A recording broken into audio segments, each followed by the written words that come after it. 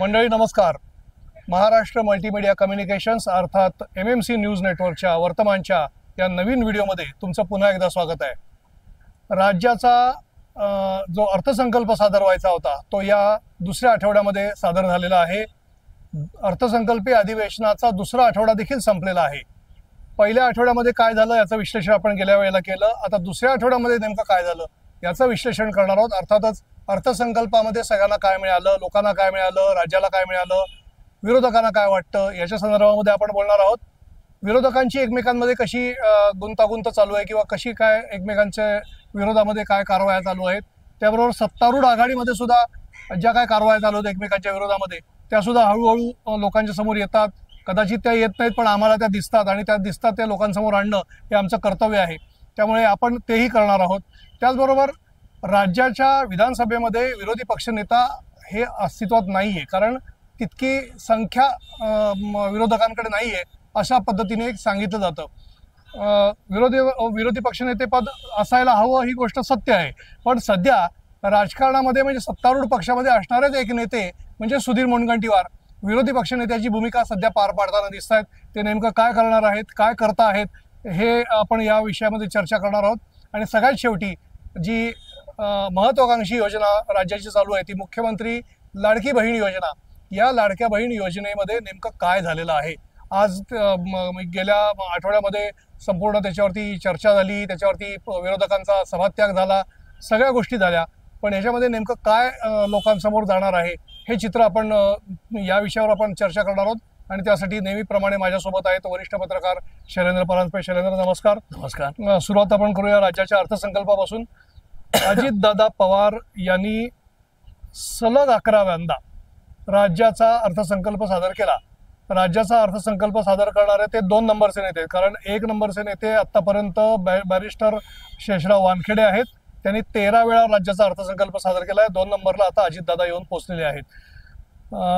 मुख्यमंत्री देवेंद्र फडणवीस म्हणाले की वानखेडेंचा रेकॉर्ड ते लवकरच तोडतील असं दिसतंय. म्हणजेच येणाऱ्या 5 वर्षामध्ये अजितदादा पुन्हा बजेट सादर करतील आणि 13चा आकडा ते पार करतील असं त्यांच्या बोलण्यातून आलं. पण या अर्थसंकल्पामध्ये सर्वसामान्य माणसाला काय मिळालं, लाडक्या बहिणींना काय मिळालं आणि राज्याला काय मिळालं हे सगळ्यात महत्त्वाची गोष्ट आहे. राज्याला काय मिळालं तर राज्याला अनेक योजना मिळाल्या. राज्याला काय मिळालं तर शेतकऱ्यांसाठी काही योजना त्यांनी जाहीर केलेल्या आहेत. इन्फ्रास्ट्रक्चरच्या, ज्याला आपण पायाभूत सोयी सुविधा म्हणतो, याच्या प्रचंड प्रमाणामधल्या योजना त्यांनी जाहीर केलेल्या आहेत. आणि त्या ज्या योजना सुरू आहेत त्यासाठी पैसे सुद्धा उपलब्ध करून दिलेले आहेत. बाहेरून बघितलं तर हे बजेट फार मोठ्या तुटीचं बजेट आहे. साधारणपणे 46,000 कोटींची तूट आहे महसुलीची. आणि राजकोषीय उत्तरदायित्व नेहमीप्रमाणे अपेक्षेप्रमाणे वाढलेलंच आहे. म्हणजे एका बाजूला निगेटिव्ह बाजू पण आहे, दुसऱ्या बाजूला पॉझिटिव्ह बाजू पण आहे. तर आपण दोन्ही विषयावरती बोलणार आहोत. निगेटिव्ह बाजू काय आहे, पॉझिटिव्ह बाजू काय आहे आणि लोकांना यातून काय अर्थबोध घेता येईल या संदर्भामध्ये काय सांगता येईल आपल्याला. 2 गोष्टी अशा आहेत की पहिल्यांदा सगळ्यात म्हणजे अजित पवारांचं 11वं बजेट आहे, पण ते सलग नाही आहे. त्याचं कारण असं की मध्ये फडणवीस अर्थमंत्री होते, स्वतः सुधीर मुनगंटीवार अर्थमंत्री होते काही काळ, त्यामुळे सलग नाही. पण एकूण 11वं बजेट त्यांनी सादर केलं. 14 ते 19चा कालखंड, 11वं बजेट सादर केलं, सलग नाही फक्त केलं. आणि दुसरं असं की एकूण 11वं बजेट आणि तेही रेकॉर्डच आहे, कारण वानखेडेंची 13 बजेट झाली. त्यामुळे त्या अर्थाने ते विक्रम करतील कदाचित, कारण या सरकारला तरी आता काही धोका आहे असं वाटत नाही. आणि स्वतः भास्कर जाधवच हाऊसमध्ये काल म्हणाले की आमच्याकडनं तर काही तुम्हाला धोका होईल असं वाटत नाही. म्हणजे त्यांनी शस्त्र टाकलेली, आमची कपॅसिटी पण नाही असं म्हणाले. हो नाही, म्हणजे आमच्याकडनं धोका होणार नाही असं स्पष्ट शब्दात म्हणाले. तर विरोधकांनी ऑलरेडी शस्त्रत्याग केलेलाच आहे. आणि त्यातले बरेचसे लोक म्हणजे राष्ट्रवादीचे किंवा शिवसेनेचे सुद्धा किंवा काही काँग्रेसमधले आता भाजपच्या उंबरठ्यावर जातील की काय इथपर्यंत परिस्थिती आहे आता सुद्धा. आता राहिला मुद्दा बजेटचा. तर बजेटमध्ये किंवा अर्थसंकल्पामध्ये फार काही वाव होता कुठल्याही अर्थमंत्र्यांना अशी आता परिस्थिती नाही राज्याची. म्हणजे एकीकडे कर्जाचा डोंगर वाढतोय, कर्जाचा डोंगर वाढतोय असं म्हटलं की सरकारकडनं किंवा त्या अर्थमंत्र्याकडनं उत्तर दिलं जातं की आमची जी कर्जाची मर्यादा आहे ते डेट टू GDP रेशो, म्हणजे कर्ज ते ठोकळ सकल उत्पादनाचा गुणोत्तर, तर ते 25च्या आतमध्ये आहे का. तर आता ते 18.5, 17%, 18% त्या लेव्हलला, 19%च्या आसपास आहे, 17-18% वगैरे आहे, 18.5 किंवा असं काहीतरी. तर ते डेट टू GDP रेशोच्या लिमिटमध्ये ठेवणं म्हणजे फिस्कल स्पेस आम्हाला अवेलेबल आहे. तर वित्तीय अवकाश अवेलेबल आहे, त्याच्यात आम्ही खेळतोय असं त्यांचं म्हणणं आहे. काय असतं की सरकारी जो खर्च आहे, मुळात पगार पेन्शन हा सगळा तो साधारण 55% आहे. तेव्हा डेव्हलपमेंटला फार पैसे राहत नाहीत. तरी पण त्या सगळ्या उपलब्ध स्पेसमध्ये अजित पवारांनी जी कसरत केली आहे ती काही प्रमाणात वाखाणण्यासारखी आहे. पण अनेक डिपार्टमेंट्सचे फंड्स जे आहेत ते कमी केलेले आहेत. म्हणजे जयंत पाटलांनी जी टीका हाऊसमध्ये केली त्याच्यात एका डिपार्टमेंटला द्यायचे पैसे ते 15,000 कोटी आणि त्यांचं ॲलोकेशन 6,000 कोटी आहे. तर पैसे देणार कसे? काही शहरांमध्ये म्हणजे काही जिल्ह्यांमध्ये कॉन्ट्रॅक्टर्स बोर्ड लावून बसलेत निदर्शनं करत की आमचे आतापर्यंत जे पैसे आलेत हे पैसे राहिलेत ते येईपर्यंत पुढचं काम करणार नाही. तर हे सगळं जे आहे ते मूलतः लाडकी बहीण योजनेला एक फार मोठा निधी लागतो त्याच्यामुळे आहे. आणि लाडकी बहीण योजनेमध्ये त्यांनी आता 36,000 कोटीची तरतूद केली असं ते म्हणतात आणि त्याचं स्पष्टीकरण पण वारंवार देतात. मला असं वाटतं की ओव्हरऑल जे अर्थसंकल्प मांडला त्यात सर्वसामान्यांना काय मिळणार असा तुमचा पहिला प्रश्न आहे. मग लाडक्या बहिणींना काय मिळणार आणि एकूण राज्याला काय मिळणार? तर राज्याला भारतीय जनता पक्ष जिथे जिथे सत्तेवर येतो, म्हणजे हे काय भारतीय जनता पक्षाचं एकट्याचं सरकार नाही, हे 3 पक्षांचं आहे. पण तरी देखील आता देवेंद्र फडणवीस यांच्या इतका शक्तिमान नेता दुसरा कुठला नाही आहे राज्यात आज तरी. आणि भारतीय जनता पक्षाचे 132 स्वतःचे आमदार आहेत आणि 144 जी ताकद लागते त्याच्यात. त्यामुळे त्यांचं वर्चस्व 100% असं एकूण अर्थसंकल्पावर राज्यावर दिसतंय. आणि त्याचा परिणाम असा आहे की भारतीय जनता पक्ष जिथे जिथे सत्तेवर येतो कुठल्याही राज्यात तिथे ते इन्फ्रास्ट्रक्चरची कामं मोठ्या प्रमाणात करतात आणि त्याला एक बूस्ट देतात, स्पीड देतात. तर आता त्यांनी वेगवेगळ्या प्रकारचे इन्फ्रास्ट्रक्चरचे प्रोजेक्ट्स आहेत ऑनगोईंग ते चालू ठेवले. काही नव्याने म्हणजे वाढवण बंदरासारखा प्रोजेक्ट आल्यावर तर तिप्पट JNPTच्या किंवा जवाहरलाल नेहरू पोर्ट ट्रस्टच्या तिप्पट क्षमता असणार आहे. त्यामुळे इन्फ्रास्ट्रक्चरनी एक ओव्हरऑल विकासाला बूस्ट मिळतो, त्यामुळे ते ग्रोथ रेट सगळे जास्ती आहेत. आणि अजित पवारांनी जी सगळी कसरत केली आहे त्याच्यात एकीकडे मोठ्या योजनांना पैसे दिले, इन्फ्रास्ट्रक्चरला पैसे दिलेत, ऑनगोईंग प्रोजेक्टला पैसे दिलेत.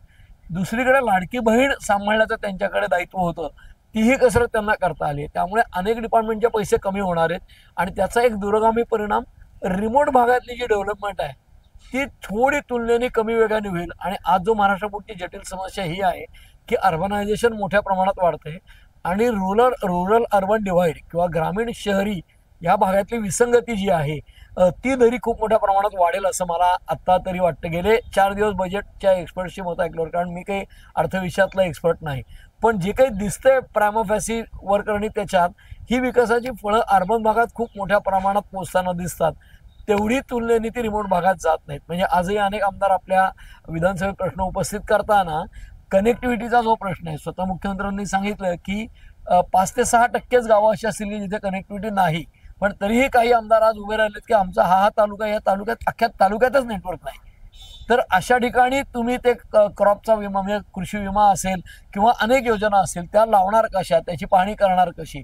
कारण शेतीमध्ये मोठ्या प्रमाणात तंत्रज्ञानाधारित शेती व्हावी, आर्टिफिशियल इंटेलिजन्स वापरावा, ड्रोनचा वापर व्हावा, या असा सरकारचा प्रयत्न आहे. म्हणजे शेती क्षेत्र, कारखानदारी आणि सेवा क्षेत्र या 3 पैकी शेतीवरचा भार काही काळाने अर्बनायझेशन जसं वाढत जाईल तसा कमीच होणार आहे. त्यामुळे सेवा क्षेत्रात खूप मोठ्या प्रमाणात कामगिरी चांगली होताना आपल्याला दिसावी लागेल, तरच काहीतरी तो इकॉनॉमीचा बॅलन्स राहील. आणि त्या दृष्टीने उच्च तंत्रज्ञानाचा त्यांनी अवलंब शेतीमध्ये करायचा ठरवला आहे, ही चांगली गोष्ट आहे. त्याच विषयाकडे येत होतो तुम्हाला की त्यांनी आणखीन दोन महत्त्वाची, जसं आपण इन्फ्राबद्दल आता बोललो तसं अर्थसंकल्पामध्ये आणखी 2 गोष्टींवरती मोठा भर दिलेला आहे. एक तर AI तंत्रज्ञान वापरून कृषी क्षेत्रामध्ये त्यांनी नवीन प्रयोग करायचा एक ठरवलेला आहे. पण कृषी क्षेत्रामध्ये प्रयोग करायचं जरी ठरवलं तरी सुद्धा त्याच्याकरता कृषी क्षेत्राला आवश्यक आहे ते पाणी आहे. तर पाणी कसं येणार आहे? तर पाण्याकरता त्यांनी जलसंधारण योजना, म्हणजे ज्याला आपण त्यांनी जो जलसंधारणाचा जो मोठा कार्यक्रम हातात घेतलेला होता, गावाशिवारामध्ये जलयुक्त शिवारामध्ये शिवार 2 असं त्यांनी नाव दिलेलं आहे. तो एक मोठा कार्यक्रम पुन्हा हाती घेतलेला आहे. आणि दुसरा महत्वाचा विषय आहे की नदीजोड प्रकल्पामधून विदर्भातला जो दुष्काळी भाग आहे तो, संपूर्ण मराठवाडा जिथे दुष्काळाचा प्रॉब्लेम आहे तो, उत्तर महाराष्ट्र आणि विदर्भातला काही भाग आहे जिथे खारपाण पट्टा आहे. खारपाण पट्टा म्हणजे आपल्या कदाचित प्रेक्षकांना माहिती नसेल की संपूर्ण भागामध्ये तिथे पाणी जे आहे ते खारच आहे आणि त्यामुळे तिथे वेगवेगळ्या प्रकारचे रोग सुद्धा आहेत आणि नापिकी पण आहे. तर हा जो भाग आहे हा पूर्णपणे गोड्या पाण्याने व्यापण्याचा प्रयत्न आहे. आणि तिसरं महत्वाची गोष्ट म्हणजे कृष्णा खोऱ्यामधलं जे वाहून जाणारं जे पाणी आहे ते पश्चिम महाराष्ट्रातल्या दुष्काळी भागाला आणायचं. आणि कोकणाकडे सुद्धा त्यांनी यावेळी लक्ष देताना दिसलं आहे आपल्याला की जे कोयनेचं वाहून जाणारं जे पाणी आहे हे कोयनेचं वाहून जाणारं पाणी कोकणाकडे वळवायचं, जिथे दुष्काळी भाग आहे. एकंदरीत शेतीकडे लक्ष देतानाच पिण्याच्या पाण्याकडे पण त्यांनी लक्ष दिलेलं दिसतं आहे. आणि एआय तंत्रज्ञानाचा वापर कृषी योजनेकडे जाताना दिसतो आहे. या सगळ्या गोष्टीचं थोडंसं आणखी इलॅबरेट आपल्याला कसं करता येईल? नाही, त्याच्यामध्ये दोन भाग असे आहेत की ज्यावेळेला 2014 साली नरेंद्र मोदी देशात प्राईम मिनिस्टर झाले, मोदी लाट आली आणि राज्यामध्ये देवेंद्र फडणवीस मुख्यमंत्री झाले. तर देवेंद्र फडणवीसांच्या सरकारने 2014ला वानखेडे स्टेडियमवर शपथ घेतली. त्याच वेळेला जी कॅबिनेट झाली पहिल्याच दिवशी म्हणजे 31 ऑक्टोबर 2014ला, त्याच दिवशी त्यांनी फ्लॅगशिप कार्यक्रम किंवा महत्वाकांक्षी कार्यक्रम राज्य सरकारचा म्हणून जलयुक्त शिवार योजना जाहीर केली आणि त्याला पहिल्याच दिवशी 1000 कोटी रुपयाचं अलोकेशन केलं. तेव्हापासून जलयुक्त शिवारमधनं त्यांनी 14 ते 19 या कार्यकाळामध्ये असा दावा केला होता, तो जमिनीवर जाऊन पडताळून पाहिला नाही पण त्याचे परिणाम दिसले अनेक ठिकाणी, की साधारणपणे 42 TMC पाणी राज्यभरामध्ये वाचवण्याची क्षमता. म्हणजे काय होतं की ओढे नाले जे ते रुंद केले आणि थोडे खोल केले तर पाणी अधिक होल्ड करण्याची क्षमता, म्हणजे 2 लिटरच्या पातेल्याऐवजी 5 लिटरच्या पातेल्यात पाणी घेतं तर जास्ती पाणी येतं. तसं उपलब्ध जे नैसर्गिक जलस्रोत आहेत तिथे ओढे नाले हे रुंद करणं, खोलीकरण करणं हा एक जनसहभागातनं केलेला कार्यक्रम आणि त्यातनं साधारणपणे सरकारला जितका खर्च येतो त्याच्या जवळपास 15-16% खर्चामध्ये हे काम झालं आणि 42 TMC अतिरिक्त पाणी महाराष्ट्राला उपलब्ध झालं. हा इतिहास आहे. 2014 ते 19 हा कार्यक्रम झाल्यावर मध्येच उद्धव ठाकरे काँग्रेस NCP बरोबर गेले आणि वेगळं सरकार आलं आणि अनेक कार्यक्रम त्यांनी बंद केले किंवा बरेचसे प्रोग्राम जे आहेत ते केवळ आधीच्या सरकारच्या म्हणून आकसातनं थांबवले गेले. त्यातला ते जलयुक्त शिवार देखील होता. आता जलयुक्त शिवार पुन्हा नव्याने जोमाने सुरू करताना मराठवाड्याची वॉटर ग्रीड असेल की तो फडणवीसांच्या डोक्यातला प्रोजेक्ट आहे. त्याच्यानंतर ओव्हरऑल वैनगंगा नारपार प्रकल्प, गंगेचा कोकणातल्या पाण्याचा प्रकल्प, समुद्राला वाया जाणारं पाणी उचलून दुसरीकडे नेणं, थोडक्यात काय हे सगळं ऊर्जेवर आधारित गोष्ट आहे. जसं सोलर ग्रीडचा जो विषय आहे की पंतप्रधानांची जी आवास योजना आहे त्याला जोडून सौर योजना पण त्याला लावायची आणि जी जी घरं प्रधानमंत्री आवास योजनेतून मिळतील तिथे सौर पॅनल गेलंच पाहिजे आणि वीज जनरेट केली पाहिजे. थोडक्यामध्ये विकेंद्रित पद्धतीने जर ऊर्जा निर्मिती झाली तर तळागाळापर्यंत जी ऊर्जेची गरज आहे ती राज्य सरकारने पुरवायची गरज नाही, या पातळीवर ते येईल. आणि ऊर्जा डेफिसिट जे आहे त्याच्याऐवजी ऊर्जा सरप्लस राज्य ऑलरेडी महाराष्ट्र झालंय. तर ते ऊर्जा सरप्लस आहे त्या ऊर्जेचा वापर करून जे आपण म्हणतो की पाणी खालनं वर जात नाही, वरनं खाली पडतं, अँटीग्रॅव्हिटी जात नाही, तर जे अवघड भाग आहेत राज्यातले तिथे पाणी पोहोचवणं, त्या अतिरिक्त ऊर्जेचा वापर करून या प्रकारचा तो प्रयत्न आहे. आणि थोडक्यात जी व्यापक भाजपची भूमिका आहे की इन्फ्रास्ट्रक्चर वाढवायचं, तर एकीकडे अटल बिहारी वाजपेयी फार पूर्वी सांगायचे की तुम्ही गावाला रस्ता द्या, रस्ता गेला की त्यातनं विकास जातोच. त्याच पद्धतीने इन्फ्रास्ट्रक्चरमध्ये केवळ रस्ता हे त्या काळात होतं. आज त्याचं डायमेन्शन जसं ऑप्टिकल फायबर केबल आहे समुद्राखालनं जाणारी आणि कनेक्टिव्हिटी आहे, गावाची कनेक्टिव्हिटी वाढली तर विकास वाढेल. जसं गावाला रस्ता नेला की विकास वाढेल, हे वाजपेयींच्या काळात होतं. गाव तिथे एसटी आणि एसटी गेली की विकास पण येईल, रस्ता आला की. तसं कनेक्टिव्हिटी आली की विकास येईल, टेक्नॉलॉजी आली की विकास होईल. हे एक फडणवीस तरुण असल्याचा परिणाम आहे आणि ते टेक्नोसाहेबी असल्याचा परिणाम आहे. त्याचबरोबर अतिरिक्त ऊर्जा सरप्लस झालेल्या राज्यात ती ऊर्जा वापरून पाणी जे आहे ते सगळीकडे पोहोचवणं आणि हळूहळू पाण्यातला इम्बॅलन्स किंवा असंतुलन दूर करणं, तेच कृषी क्षेत्रामध्ये. जसं अनेक लोकांना जी अपेक्षा आहे की, आणि बरेचसे लोक हे शहरी लोक मानतात की सरसकट शेतीला कर लावायचा नाही, हे काही योग्य नाही, श्रीमंत गरीब शेतकरी असा भेद केला पाहिजे. मला असं वाटतं की त्या दिशेने राज्याने आज नाही तर उद्या जावंच लागेल आणि तसं गेले तर कदाचित सर्वसामान्य माणसालाही फायदा होईल आणि शहरी आणि ग्रामीण ही दरी भरायलाही सायकोलॉजिकली कुठेतरी मदत होईल असं मला वाटतं. बरोबर. त्याचबरोबर एक शेवटचा अर्थसंकल्पातला महत्वाचा मुद्दा, तुम्ही त्याचा स्पर्श केलाच आहे आता, पण वीज जे दर आहेत विजेचे हे हळूहळू कमी होतील आणि सर्वसामान्य माणसाला जवळपास फुकट वीज मिळेल अशा पद्धतीची एक योजना आखण्याचा त्यांचा विचार आहे. आणि दुसरा त्यातला महत्वाचा विषय त्यांचा दावा असा आहे की 2029 पर्यंत जवळपास संपूर्ण राज्यामध्ये 300 युनिट पर्यंत वापरणार आहे. ते तर आहेच, पण 50% जास्त अधिक हरित ऊर्जा तयार होईल. म्हणजे हरित माध्यमातून जी ऊर्जा तयार होते ही ऊर्जा तयार होईल आणि हिच्याकरता हे फार म्हणजे प्रदूषणाच्या दृष्टीने हे फार महत्वाचं पाऊल आहे असं मला वाटतं. नाही, त्याचं कारण असं आहे की ऊर्जा सरप्लस आत्ताच राज्य झालंय, परंतु ज्याला नॉन कन्व्हेन्शनल एनर्जी सोर्सेस किंवा अपारंपरिक ऊर्जा स्रोत म्हणतात, म्हणजे सौर ऊर्जा असेल, त्याच्यानंतर विंड एनर्जी म्हणजे वाऱ्यापासून मिळणारी ऊर्जा असेल, पवन ऊर्जा असेल, तर अशा प्रकारचे जे स्रोत आहेत त्या स्रोतांचा अधिकाधिक वापर केला तर त्यातनं अपारंपरिक ऊर्जा स्रोत निर्माण झाली तर ती थोडीशी ग्रीन एनर्जी ग्रीन एनर्जी किंवा प्रदूषण विरहित ऊर्जा असते, हा एक भाग. आणि दुसरी गोष्ट, ती जर विकेंद्रित पद्धतीने वापरली गेली तर त्यातनं अशा प्रकारचं होईल की घरोघरी जर सौर पॅनल बसवली गेली, प्रधानमंत्री आवास योजनेच्या माध्यमातून मिळालेली, त्या पलीकडे जाऊन सर्व सरकारी कार्यालय किंवा आस्थापनांवर सौर ऊर्जा बसवली गेली, ती जी ऊर्जेचं एक महत्वाचं लक्षण असं आहे की वीज आपल्याला बँकेत पैसे ठेवतो तशी स्टोअर करता येत नाही, तेव्हा ती नॅशनल ग्रीडला द्यायला लागते. आणि राष्ट्रीय जी ग्रीड आहे त्याला आपली सरप्लस ऊर्जा दिली की त्या रेटने पैसे राज्याकडे येतात.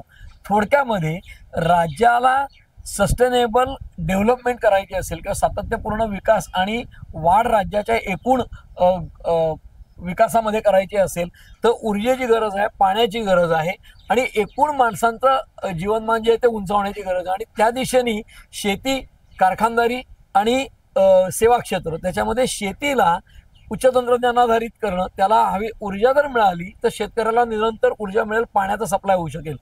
कारखानदारी जी आहे त्याचाही तोच विषय, आपण कारखान्यांना वीज खूप जास्त दराने देतो आणि त्या कॉम्पिटिशनमध्ये कारखाने दुसऱ्या राज्यात जाऊ शकतात. ज्यावेळेला ऊर्जा सरप्लस होऊ त्यावेळेला कारखान्यांना ऊर्जा देणं शक्य होईल, शेतीला ऊर्जा देणं शक्य होईल की जी निरंतरपणे देता येईल. आणि दिवसा पूर्ण दिली तर वेळोवेळी पाणी येणं, त्यातनं शेतकऱ्याचं नुकसान होणं हा प्रकार होणार नाही. तिसरा भाग त्यातला असा आहे की जे साधे छोटे आपण जे घरगुती ग्राहक असतात म्हणजे 0 ते 300 युनिट पर्यंत वापरणारे, त्या सर्व लोकांना फुकट ऊर्जा देता यावी हे राज्याचं लक्ष आहे. आणि त्यांनी आता असं सांगितलेलं आहे मुख्यमंत्र्यांनी आणि अजित पवारांनी की पुढच्या 5 ते 6 वर्षामध्ये ही गोष्ट अचीव होऊ शकते.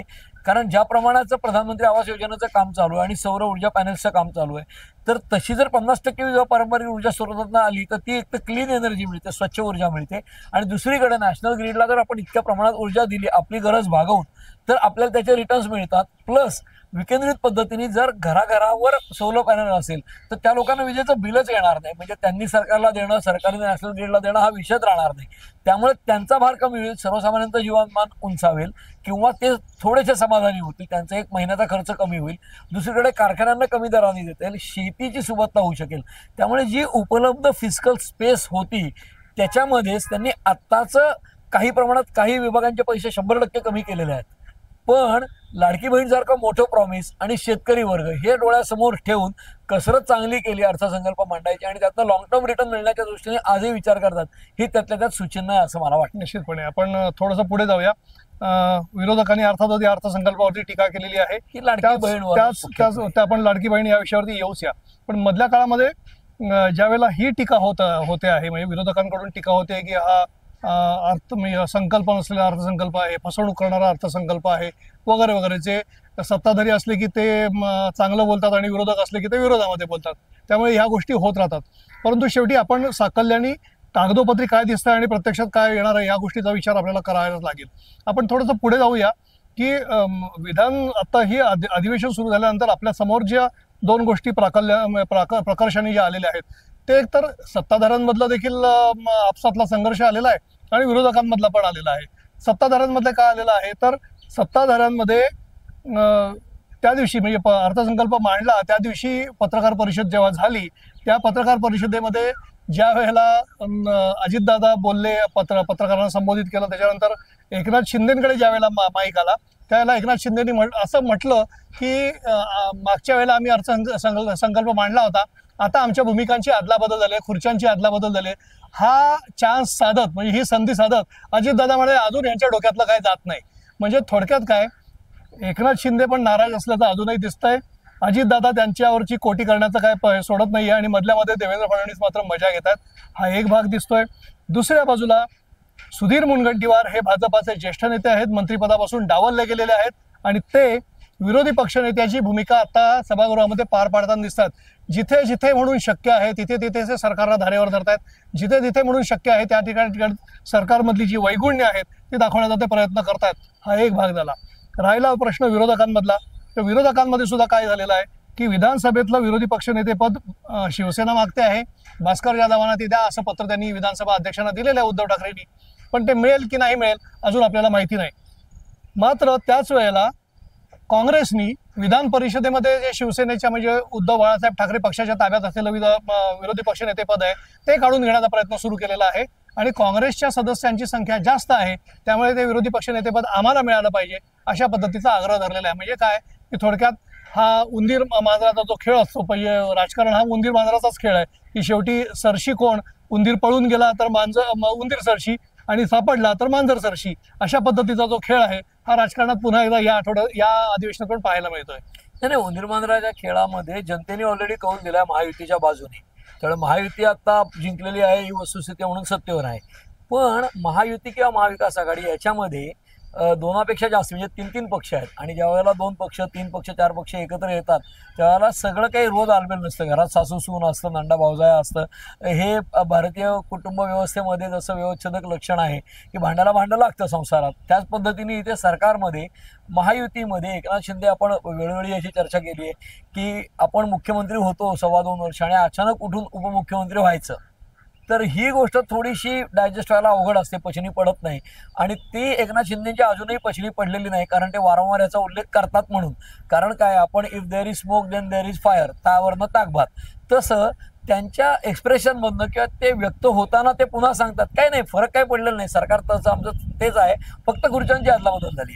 आता खुर्च्यांची अदलाबदल झाली हे सगळ्यांना दिसतंय ना, समोर पत्रकार बसलेत, मुख्यमंत्री आता फडणवीस आहेत, आता तुम्ही नाही आहात, उपमुख्यमंत्री आहात, तर ते शल्य असणं ठीक आहे, पण ते शल्य समोर येणं, सातत्याने जाणवून ते व्यक्त होणं, म्हणजे ते दरेगावला जातात ते नाराज आहे बातम्या येतात, मग फडणवीस सांगतात ते दरेला गेले म्हणजे नाराज नाही. स्वतः एकनाथ शिंदे म्हणाले मी दरेला जातो म्हणजे नाराज आहे असं काही नाही, सारखा दरेला जातो म्हणजे नाराज नाही, असं त्यांनी कितीही सांगितलं तरी या अधिवेशनाच्या पूर्वसंध्येला ही एकत्रित प्रेस कॉन्फरन्सच्या वेळेला मुख्यमंत्र्यांना सांगायच्या वेळेला आमच्यात सगळं आलबेल आहे, आमच्यात काय भांडण नाही किंवा बोलले ते तेच सांगतोय की हे त्यांना वारंवार सांगायला लागते, हीच पावती आहे की सारं काय आलबेल नाही. आणि तेच प्रेस कॉन्फरन्सच्या वेळेला घडलं की एकनाथ शिंदे म्हणाले की फक्त खुर्च्यांची अदलाबदल आहे. त्या क्षणी अजित पवारांचं टायमिंग चांगलं आहे, ते मुरब्बी राजकारणी आहेत, ते पटकन या बाबाच्या काय मनातनं अजून जात नाही बाबा, ते काय जात नाही ते, असं ते म्हणाले, मनातनं काय जात नाही. आणि ते म्हणजे काय तर मुख्यमंत्रीपद सोडायला लागणं. आता ते म्हणाल्यामुळे बातम्या दिल्या माध्यमाने आणि त्याच्याही पलीकडे जाऊन तो व्हिडिओ व्हायरल खूप झाला. आता आपण त्याचा कॉग्निझन्स घेतोय किंवा दखल घेतोय त्याचं कारणच आहे की लाखो लोकांपर्यंत तो व्हिडिओ झाला आणि लोक तो व्हिडिओ फक्त बघतात पण त्याच्या मागचं पुढचं माहीत नसतं, म्हणून आपण हे सांगतोय की ती अर्थसंकल्पानंतरची प्रेस कॉन्फरन्स आहे, त्यात पहिल्यांदा अजित पवार अर्थमंत्री म्हणून बोलले, मग शिंदे बोलले आणि नंतर फडणवीस बोलले. तेव्हा शिंदेनी बोलताना खुर्च्यांच्या अदलाबदल म्हटल्या अजित पवारांनी टोला हाणला आणि व्हिडिओ व्हायरल झाला, कारण शिंदेना अजूनही ते पचनी पडत नाहीये हे वास्तव समोर येते आणि ते बरोबर पकडलं अजित पवारांनी, म्हणून तो व्हायरल झाला. मुनगंटीवारांचा विषय. आता मुनगंटीवारांचं असं आहे की मुनगंटीवार हे ज्येष्ठ मंत्री, अर्थमंत्री राहिलेले आहेत, वनमंत्री होते आणि ते चंद्रपूरचे आहेत, त्यांना त्यांच्या बोलण्यामध्ये उदाहरणे वाघांची किंवा सापांची वगैरे ही सगळी येतात वारंवार, कारण ते त्या भागातनं आलेले आहेत. त्याच्या पलीकडे जाऊन मुनगंटीवार प्रसिद्ध आहेत ते आकडेवारीसाठी. त्याच्यानंतर कुठली माहिती खातरजमा घेतल्याशिवाय, कागदोपत्री घेतल्याशिवाय बोलायचं नाही, मिनिट सेकंदापर्यंत हिशोब मांडून बोलायचा, आकडे अचूक द्यायचे, ही त्यांची खासियत. आता झालंय असं की सुधीर मुनगंटीवारांना आत्ता मंत्री केलेलं नाही, ज्येष्ठ असूनही डावललं गेलं आहे. त्याची काही कारण आहेत आणि ती राजकीय कारणं अशी आहेत की त्यांना लोकसभा लढायला सांगितली चंद्रपूरमध्ये आणि तिथे त्यांनी ती लोकसभा अनिच्छेने लढली आणि ते पराभूत झाले. म्हणजे जो लोकसभेला पराभव झाला भारतीय जनता पक्षाचा महाराष्ट्रात, म्हणजे त्यांच्या जागा 9 वर आल्या, 10च्या आतमध्ये आल्या 23 वरनं, तर हा तशा अर्थाने पराभव होता आणि राष्ट्रीय पातळीवर जे 240ला अडकले भारतीय जनता पक्षात, यात महाराष्ट्राचं योगदान मोठं आहे म्हणजे मागे राहिल्यामुळे. आणि त्याच्यामध्ये भारतीय जनता पक्षाचं कॅरेक्टर किंवा एक नेचर असं आहे की तुम्हाला पक्षाने सांगितलं तर तुम्ही ते काम केलं पाहिजे, अनिच्छेने करत असाल तरी ते अनिच्छा एक्सप्रेस करू नका. आणि सुधीर मुनगंटीवार लोकसभा लढायची नाही मला या अनिच्छेने लढले आणि ते सांगतही राहिले, ते व्होकल राहिले आणि कदाचित त्यामुळे वरच्यांची नाराजी ओढवली असेल. कारण मंत्रिमंडळामध्ये कोणाला घ्यायचं कोणाला नाही वगळायचं ह्याच्यात देवेंद्र फडणवीसांना आहेच हे, परंतु एकटे देवेंद्र फडणवीस ठरवतील असं भारतीय जनता पक्षाचं कॅरेक्टर नाही, त्यामुळे कदाचित वरच्यांची मर्जी देखील खप्पा झाली असावी परिणाम हे आता आणि त्यांना मंत्रिमंडळात घेतलं नाही हा राग मुनगंटीवारांना येणं स्वाभाविक आहे. एक आमदार म्हणून ते त्यांची भूमिका पार पाडतायत आणि असं विधानसभेत कधीही नसतं की सरकारच्या बाजूनेच भाजपच्या लोकांनी बोललं पाहिजे, असं बिलकुल अपेक्षित नसतं. एक हेल्दी चर्चा व्हावी आणि एक विधायक किंवा आमदार म्हणून ते त्यांची भूमिका पार पाडतात. ते अभ्यासू आहेत, मुरब्बी आहेत, प्रदेशाध्यक्ष राहिलेले आहेत, मंत्री राहिलेले आहेत, अनुभव आहे, तेव्हा तो सगळा पणाला लावून ते सरकारला ठिकठिकाणी अडचणीत आणतात. आणि मी त्यांना खासगीत देखील कॉरिडॉरमध्ये भेटल्यावर म्हटलं तुम्ही तर लीडर ऑफ ऑपोजिशनच आहात, काय म्हणता लीडर ऑफ ऑपोजिशन आहात, तर त्यांनी हा हा हा म्हणून दादही दिली. कारण असं की ते जे करतायत ते सरकारला रोज अडचणी आणणारे प्रश्नच विचारतायत आणि अनेक त्यांचे प्रश्न खूप व्हॅलिड आहेत, सरकारकडे उत्तरं नसतात अशी परिस्थिती आहे. पण त्यातला एक वाईट भाग असा आहे की विरोधकांनी इतक्या लवकर शस्त्र टाकली संख्या कमी असल्यामुळे की मुनगंटीवर जितक्या धारेवर धरतात तितका अभ्यासपूर्ण विरोधकांमधला कुठलाही नेता सरकारला धारेवर धरताना दिसत नाही. हे थोडंसं वाईट आहे. आणि परिषदेचा जो मुद्दा आहे की काँग्रेसचं संख्याबळ जास्ती आहे तेव्हा त्यांना तिथलं विरोधी पक्ष नेतेपद हवं आहे स्वाभाविकरित्या, कारण विधान परिषदेमध्ये बिलं अडवली जाऊ शकतात आणि आजच उद्धव ठाकरे परत जातील का काय भाजपकडे ही जी चर्चा सुरू झाली आहे. म्हणून काँग्रेसला वाटतं की परिषदेत आपण अडवू शकतो सरकारला, म्हणून परिषदेतलं विरोधी पक्षनेते पद हवं आहे. दुसरीकडे उद्धव ठाकरे यांच्या आज विरोधकांकडे विरोधी पक्षनेतेपद देता येईल अशा संख्याबळ विधानसभेत नाही. त्यामुळे भास्कर जाधवांना ते द्यावं असं पत्र अध्यक्षांना भेटून उद्धव ठाकरेंनी दिलंय.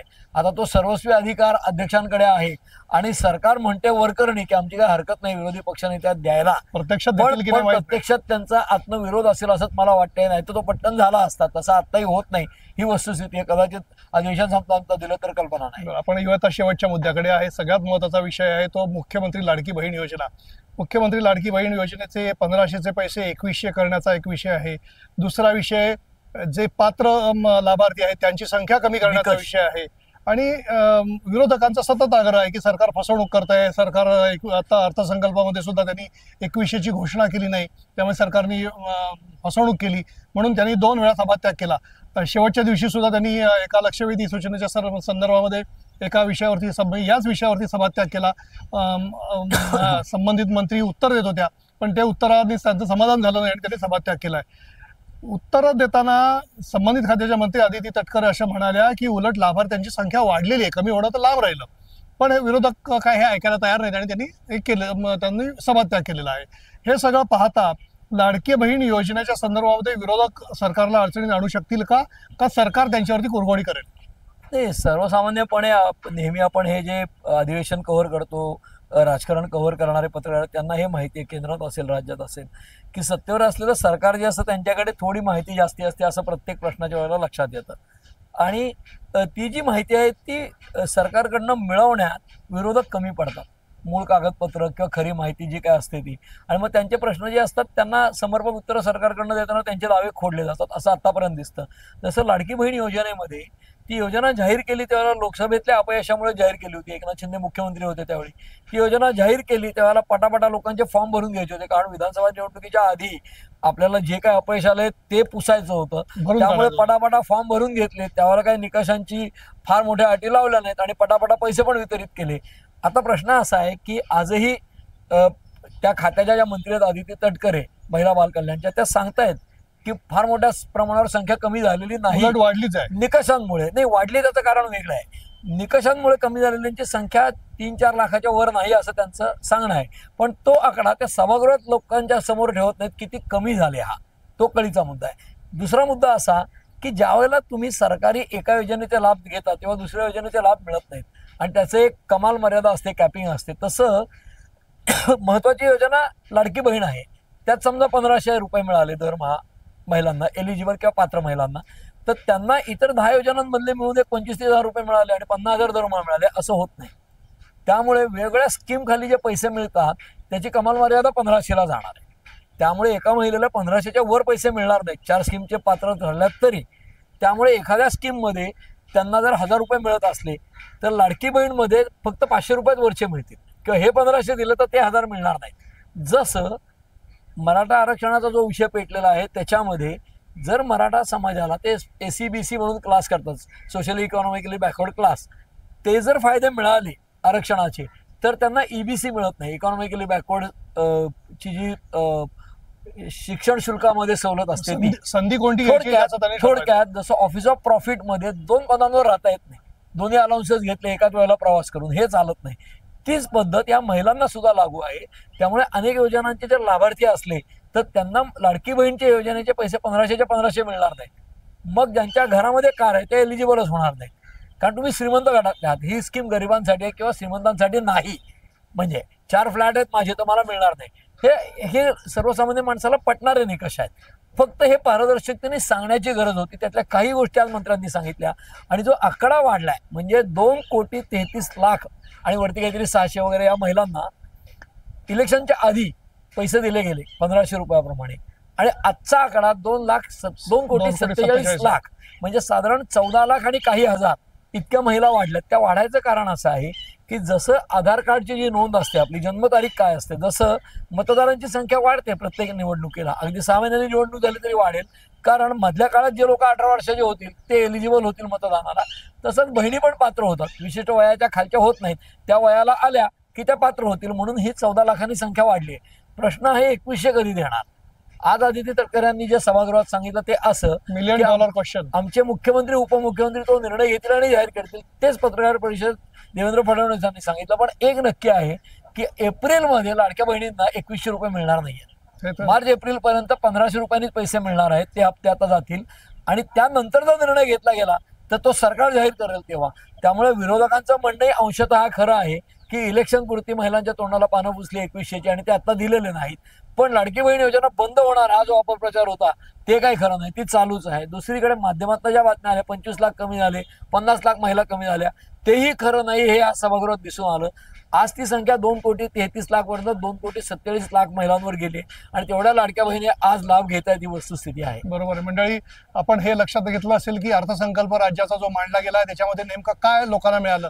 लोकांना काय मिळालं, फार काय मनलुभावन ज्या घोषणा ज्याला म्हणतात आपण की बाबा हे तुम्हाला दिलं ते तुम्हाला दिलं, अशा पद्धतीच्या काय फार मोठ्या घोषणा या अर्थसंकल्पामध्ये दिसलेल्या नाहीत. ते दिसणं अपेक्षितही नव्हतं, कारण राज्याची आर्थिक स्थिती फारशी चांगली नाही.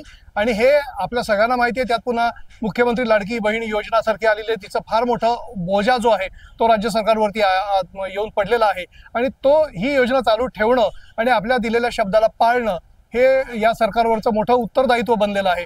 त्यामुळे या अर्थसंकल्पामध्ये फार मोठ्या काही घोषणा नव्हत्या. परंतु जसा जसा काळ पुढे जाईल, कदाचित जशा निवडणुका येत जातील तसशा निवडणुकीच्या अनुषंगानं आणखी काही योजना जाहीर केल्या जातील. एक योजना मात्र या अर्थसंकल्पामध्ये बंद करण्यात आलेली आहे आणि ती म्हणजे आनंदाचा शिधा. ही योजना बंद झाली आहे, त्याच्याकरता कुठच्याही पद्धतीची तरतूद आर्थिक जी आहे ती ठेवण्यात आलेली नाहीये. विरोधकांचं राजकारण, सत्ताधाऱ्यांचं राजकारण हे ह्या नेहमी चालणाऱ्या गोष्टी आहेत आणि याची चर्चा पण आपण नेहमी करत राहणार आहोत. मुख्यमंत्री लाडकी बहीण योजनेतून आणखी नवीन काय राजकारण समोर येतं आहे, सत्ताधाऱ्यांमध्ये आणि विरोधकांमध्ये नेमकं कसं जुंपलं जातं आणि राज्याच्या विरोधी पक्ष नेत्याच्या संदर्भामध्ये जी काय निर्णय व्हायचा आहे तो होतो का, हे अधिवेशन संपेच्या काळापर्यंत आपल्याला समजेल. तोपर्यंत आपण या सगळ्या विषयांवरती चर्चा करत राहणार आहोत आणि तोपर्यंत तुम्हाला आमचा हा एपिसोड कसा वाटला हे आम्हाला कमेंट सेक्शनमध्ये जाऊन कळवा. आमचा व्हिडिओ लाईक करा आणि आमचं चॅनल सबस्क्राईब करायला अजिबात विसरू नका. धन्यवाद.